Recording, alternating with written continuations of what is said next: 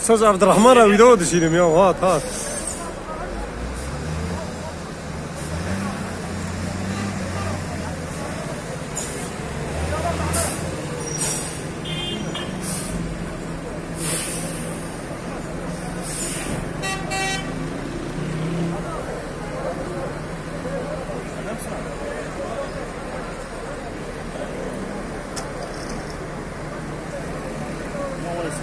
Ama Eurosu da cerrah.